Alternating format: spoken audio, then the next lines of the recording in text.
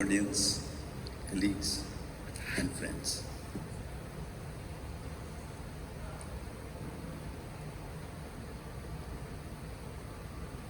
I'm taking you to 1986 when I passed my MD and got my DM seat. And my teacher then gave me his hammer. He said, "You got DM in neurology? Take this hammer." I didn't much understand the significance then, but this hammer is still with me and I still use it in my room. So I landed in Bombay, got registered with Professor Khadilkar. I must also say that armed with this hammer, I was a little proud of my handwriting.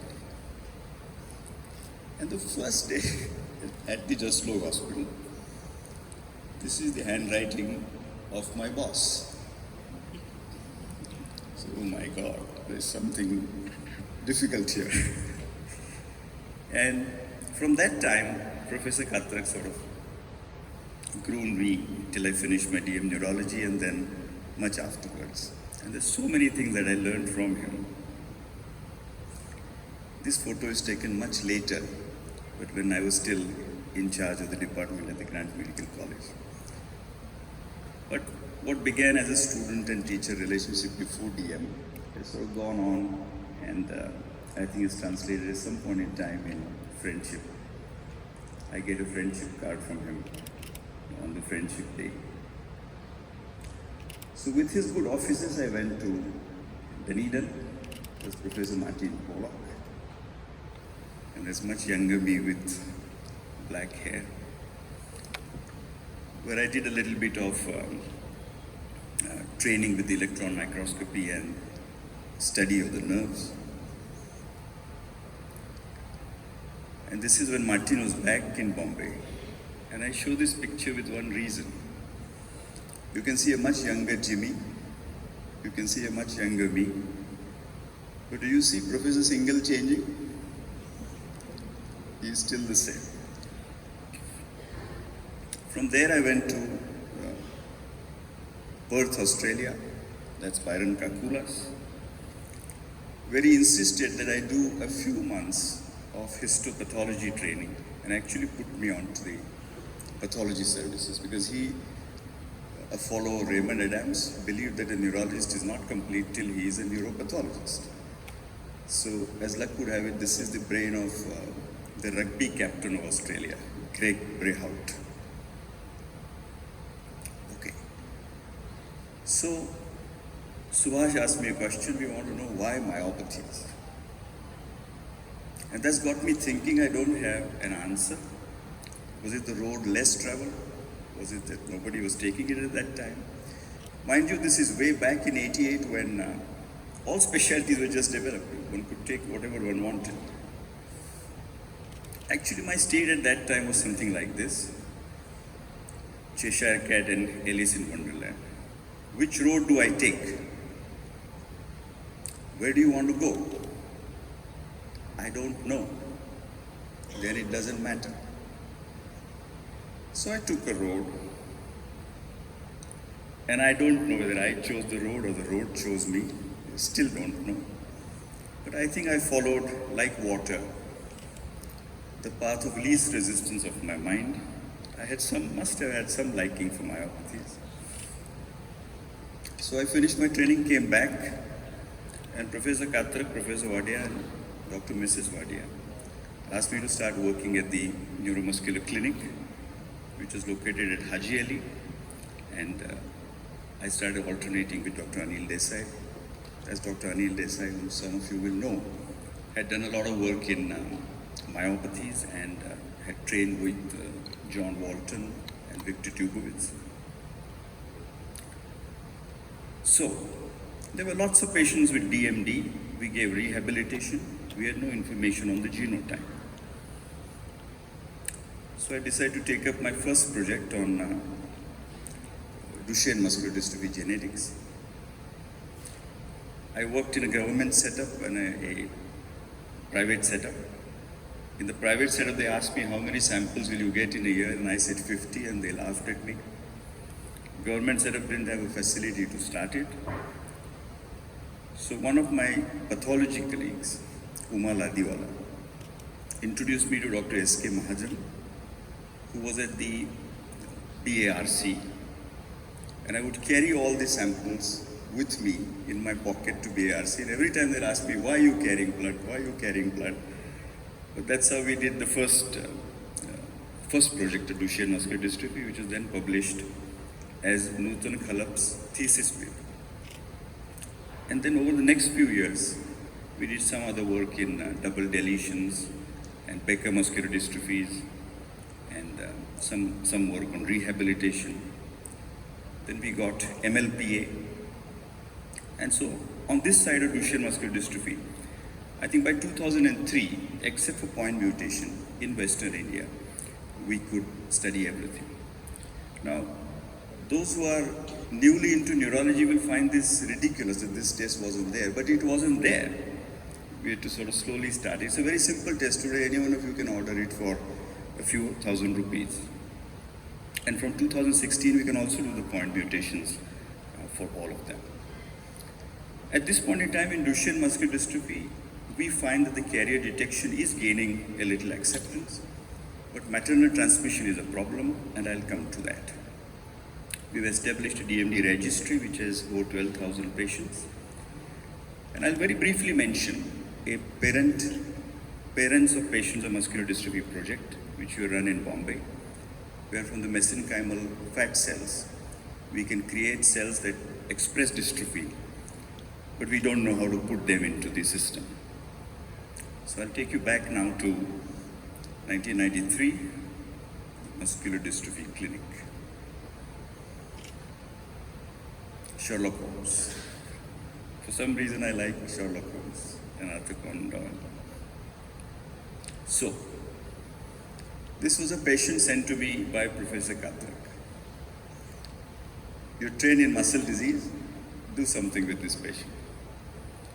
And he also happened to be brother-in-law of a hematologist, a very well-known hematologist in Bombay, so a very important patient. His complaint was very interesting, that I cannot move my foot from the accelerator to the brake. He had the hip adductor weakness. And but for hip adductor weakness, he had nothing. As he went on, he developed weakness of the hamstring, shoulder girdle, and distal weakness. At that point, we didn't know what it was, but it intrigued me. So I started testing everybody's adductor muscles. Because see, I was taught till that time that myopathies waddle. But the myopathies that I was seeing were not waddling. On the other hand, they had hip adductor weakness. So we collected them.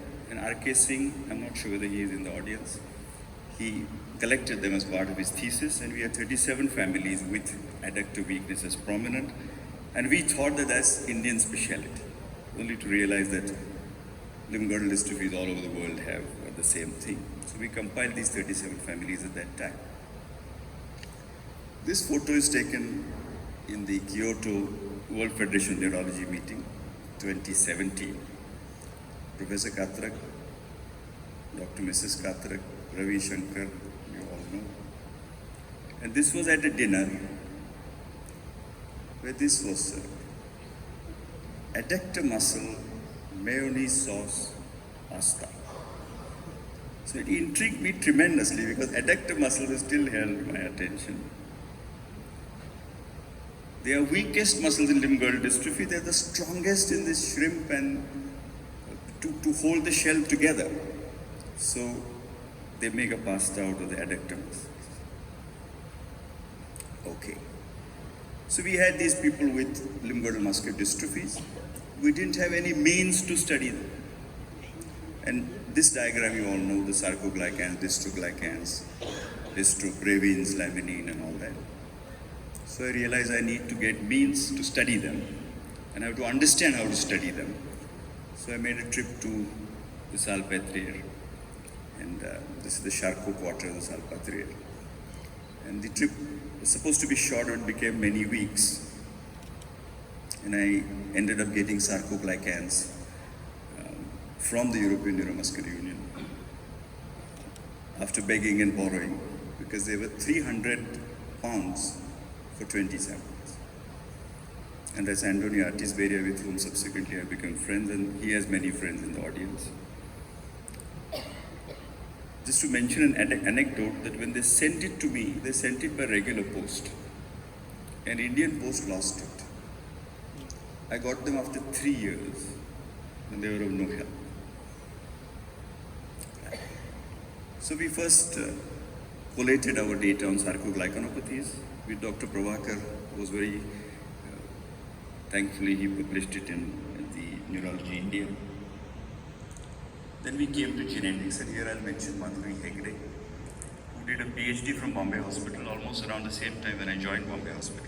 And subsequently has gone on to America and is one of the leading neuromuscular geneticists in the world now. So she helped us with the sarcoglycan genes, and we found a particular gene, 525-del-T, which seems to have arisen from northern Africa, the Maghreb region. While we were studying this, the hip adductor weakness, we came across this particular phenomenon. I know this is an old video.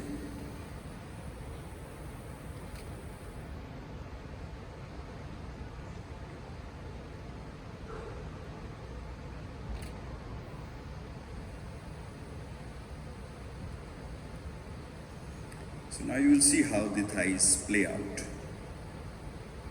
Yeah. That's the modified Gowers maneuver, which people with limb-girdle muscular dystrophy have. Now, why am I putting up this old video?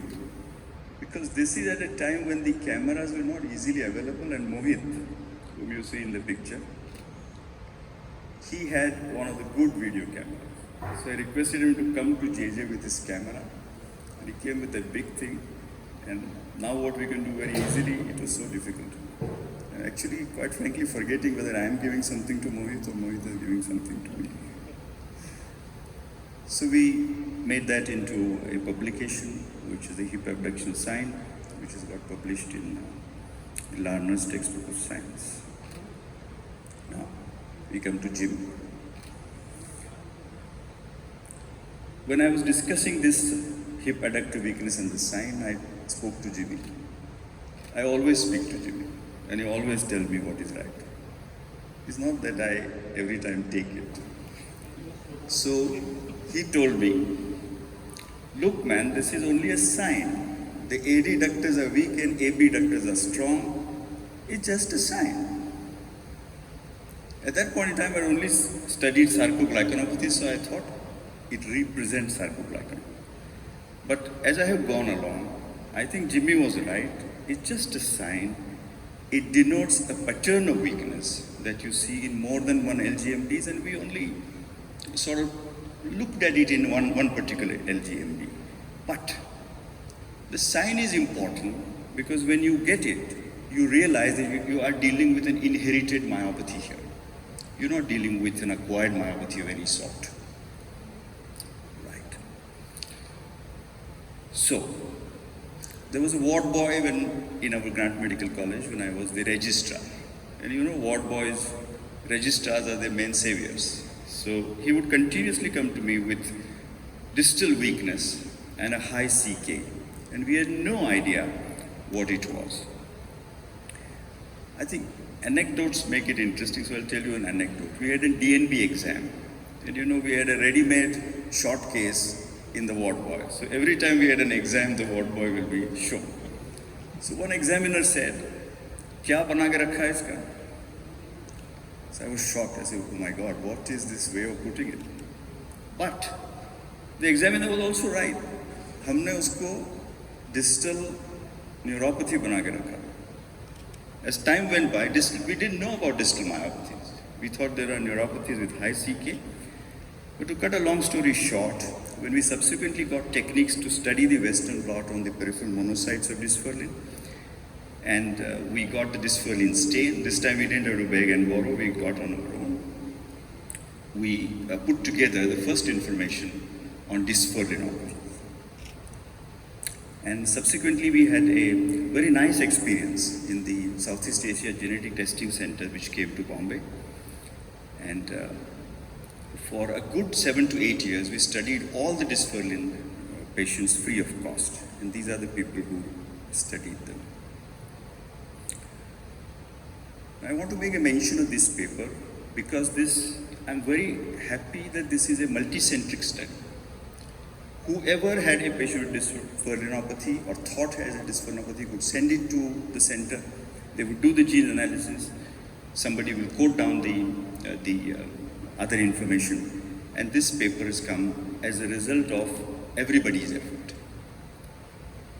Then we dabbled a little with muscular dystrophy with inflammation and tried to create a score which helps the clinician to differentiate from a dystrophy and an inflammatory myopathy, which has been published. And while we were looking at inflammatory myopathies, we found this upper body form of cervicobrachial polymyositis, which gives a drop neck. Another anecdote. When this paper was published, this is the second paper on the subject. The first is by Alan Pestronk, who coined the term.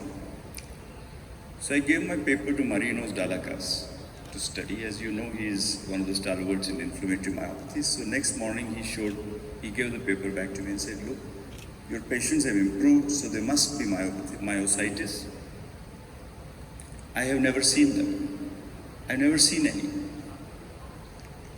The interesting part is Alan Pestronk works in the same department where Marinos Dalakas works.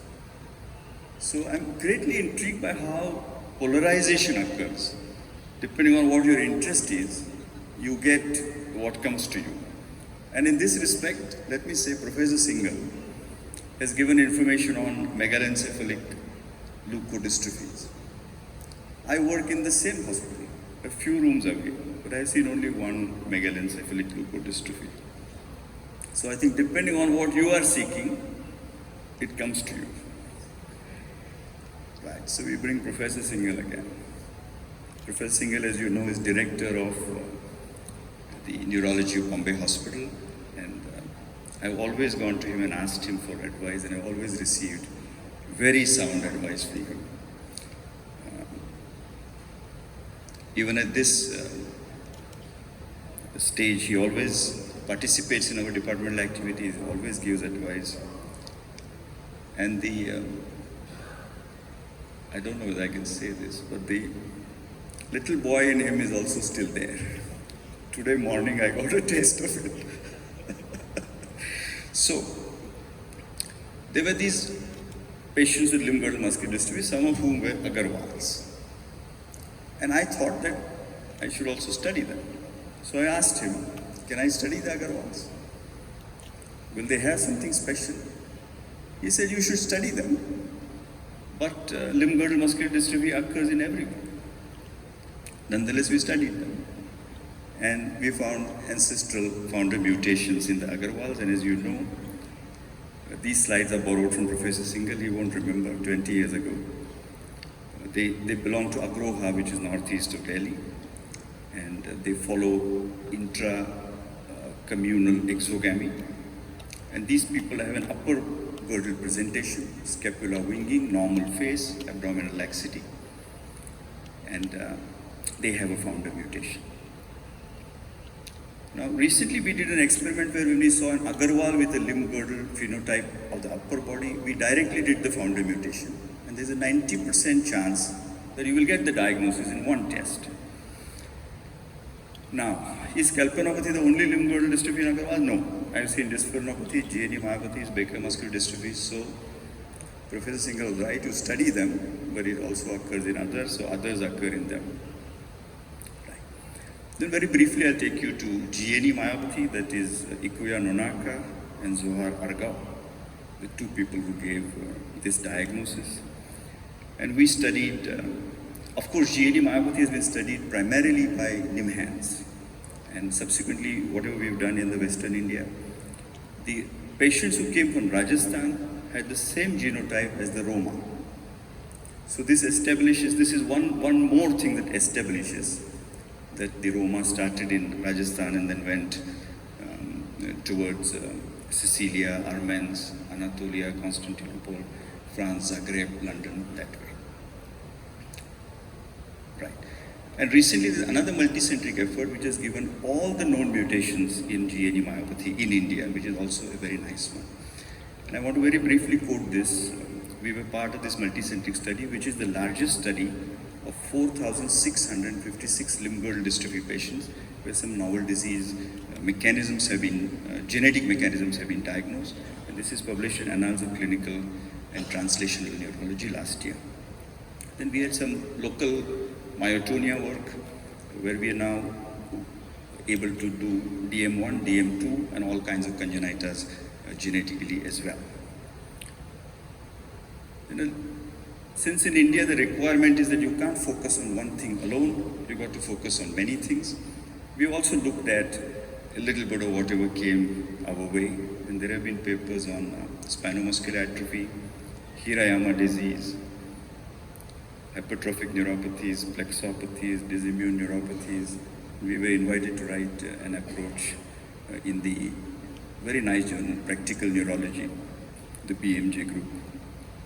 And some work on leprous neuropathy, where we showed that leprosy goes in the spinal cord.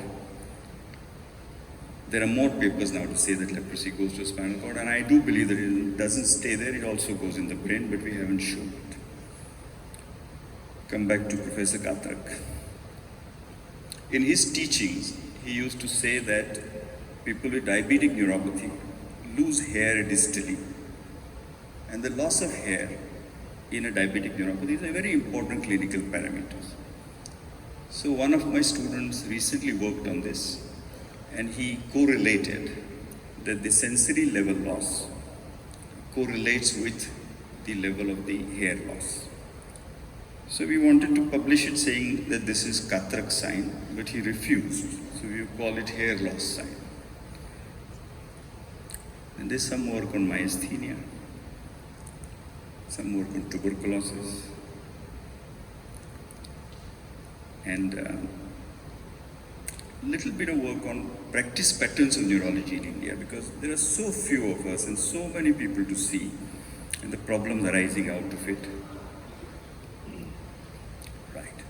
There's one other paper that we did which I would like to mention, where Professor Naushir Wadia's department I worked in. So his area was SCA2.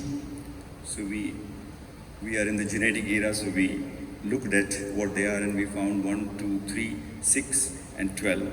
2 was, of course, more common in them. Right. So that brings me to the next part of this session. I believe that all of us have 3 sections within us. We're made of 3 neurologists: research neurologist, teaching neurologist, a service neurologist.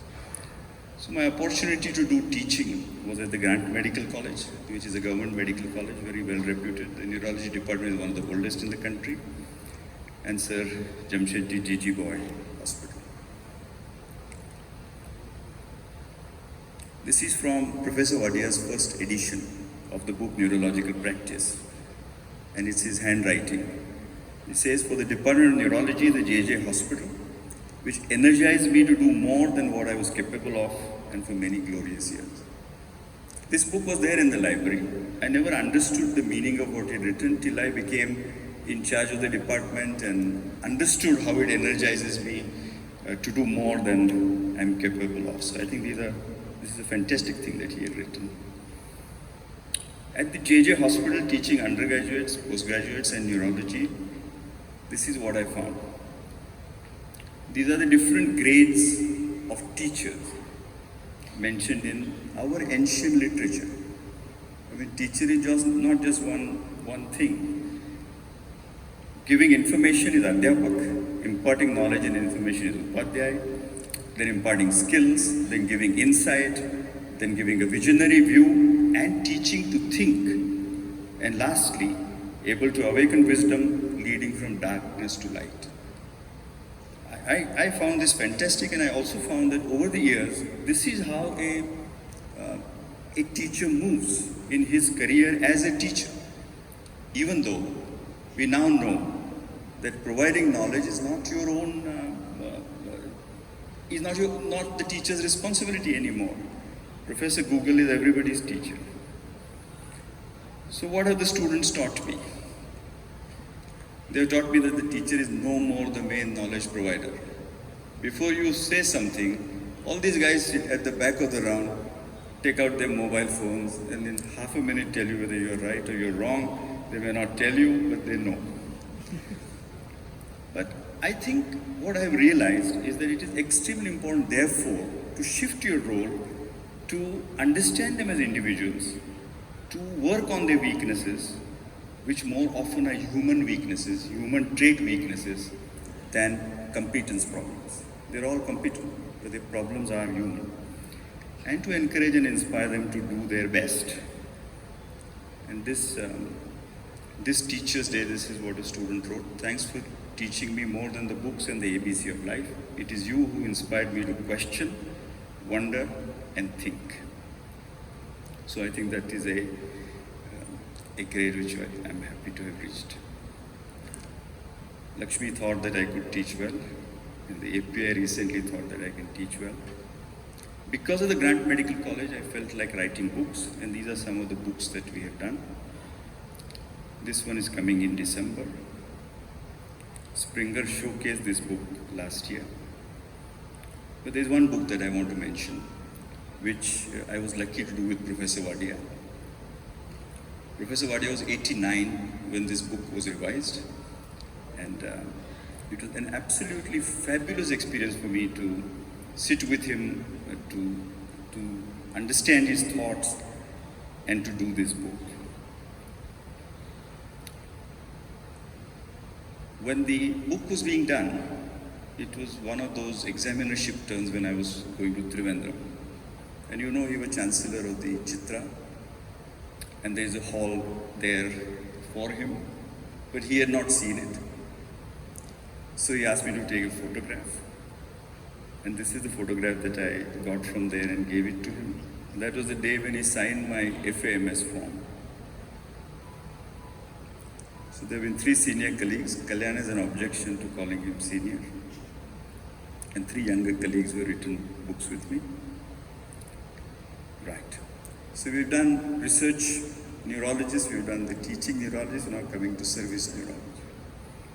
What have the patients with neuromuscular disease taught me? I think they've taught me some very important lessons. That our science is incomplete. And therefore, you may consider yourself a high-level scientist. You can reach up to a point. And therefore, reducing suffering is the main aim of medicine, and it's extremely important to be a compassionate human being. And as I have gone along,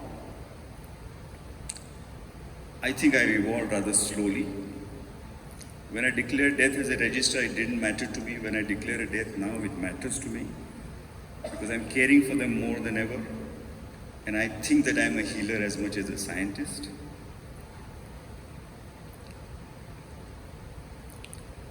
So what's the cycle of evolution in service neurology? This is personal. Everybody's must be different. I started my life thinking that competence is everything. I wanted to be competent. Then I became a doctor, started enjoying the diagnosis and therapeutic challenges, happy to make a diagnosis, happy to give a treatment that is correct. Then started appreciating the fact that the science is incomplete. At that time, I thought if I don't know, somebody else will know. So I went and asked people, then I knew that nobody knows. Then I started understanding the importance of compassion. And then it moved on to becoming a healer and a scientist. And I've come to a point now where I think attitude is above competence. If your attitude is good, competence may come. If your attitude is not good, your competence has no meaning. So I think for all of us, healing is the mandate of medicine. What we do professionally is only how we organize it. And recently I've studied a little bit of this and written on it, and I'm absolutely amazed at how much people want to hear about it. Every now and then I'm asked to speak on this only, the healer and the professional. And people have written letters to me on that, and somebody has written a poem on that. Right. How have the consultations evolved? That's another very interesting thing. I started off by offering diagnosis and therapy. In the early, maybe the first few years of my consultation. In the middle age, people were seen by others. I was reviewing diagnosis, I was reviewing therapy, and I was offering counseling. Now, last few years, I find myself offering hope more than anything. A patient of ALS says, "Doctor, have you ever seen somebody getting better?" I would have knocked that question off earlier. Now I say, look, miracles do happen. Very occasionally I have seen, though I have not seen. So that's another migration that I find extremely interesting. Right.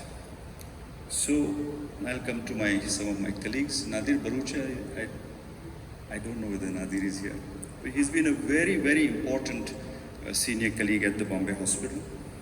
He was responsible when there was some assistance helping issue. He helped me out with it and asked me to join his unit and take his assistance. And subsequently, we interact on many academic fronts. Professor Singhal, Dr. Lal Kaka, Dr. Rakesh Singh is in this picture. And we always have, at Bombay Hospital, every few days there is a cake for something. Nirmal Surya. I've had a fantastic interaction over the years with Nirmal.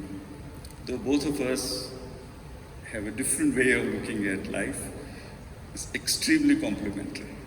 And I've always enjoyed interaction with Nirmal. At the Grant Medical College, Mohit Bhatt,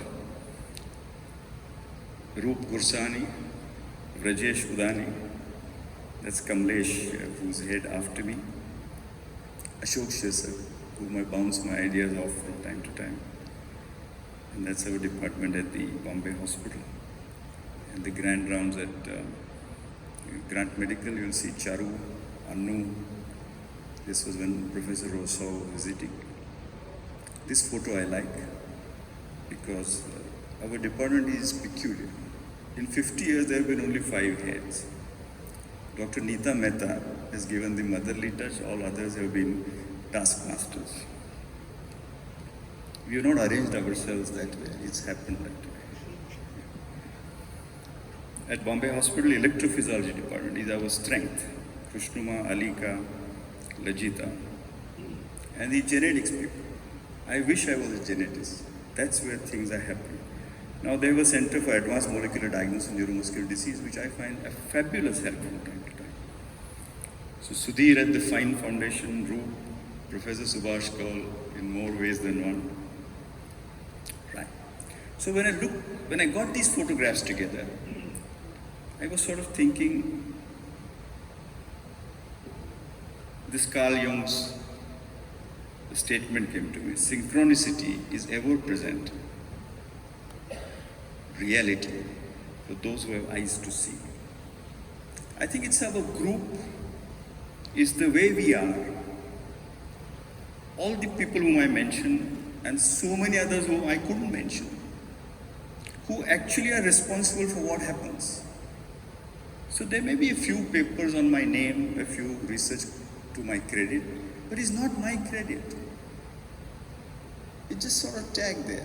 Like Broca's area is not the only area that gives aphasia. There are hundreds of areas that converge on Broca's area. So that has been a fantastic realization, is the people around you. So where you go is important, but who goes with you is equally important. And this is what I found. This is my latest tenure. I'm not an administrator. I never thought I'll become a dean. I never wanted to become a dean. It just happened. Because it just happened, this is what I'm following. I'm open to the guidance of synchronicity. And I do not let my expectations hinder my path. This is our AOMC.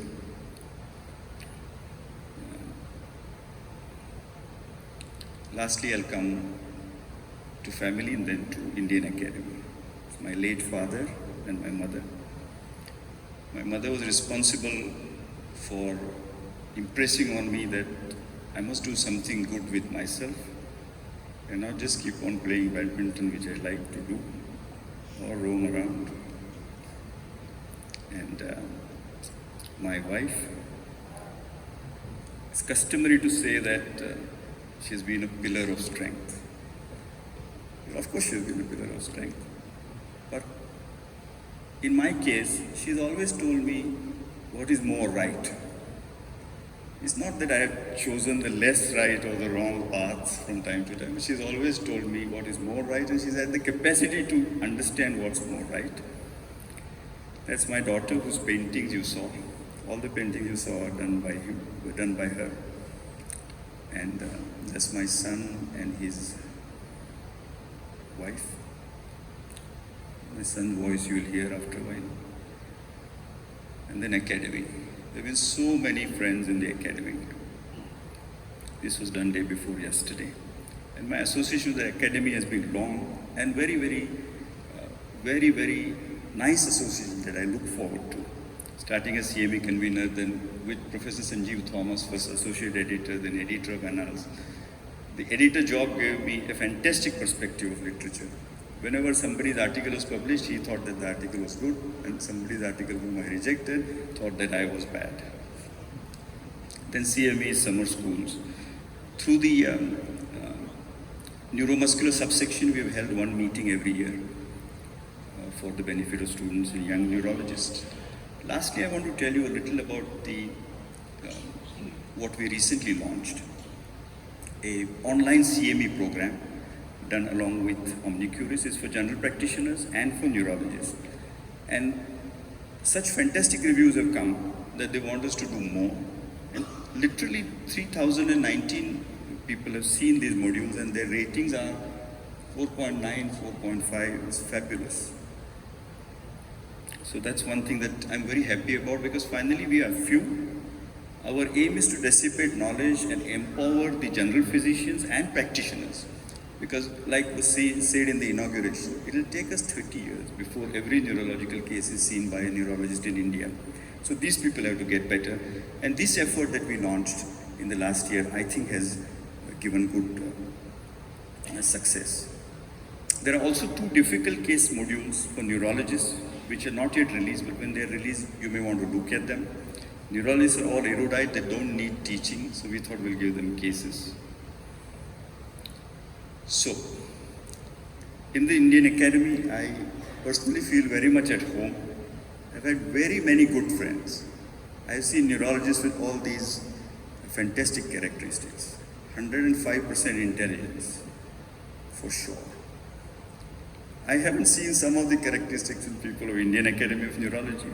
They've been kindest when treated well. So, ladies and gentlemen,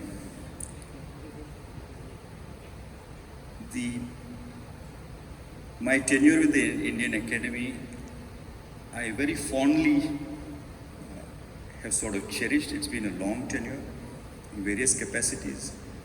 I've met so many good neurologists, I've made so many friends here, and I'm thankful to all of you. And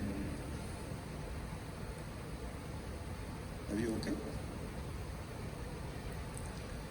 So this is what I want to say.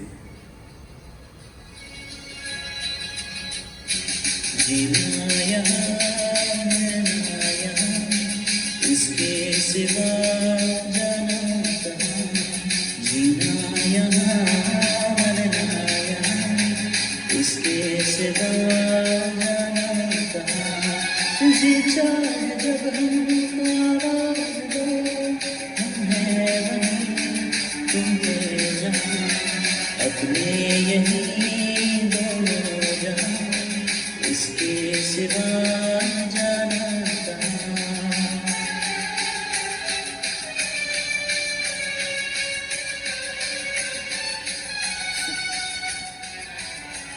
Call me whenever you think there's something that I can do. Thank you very much for everything.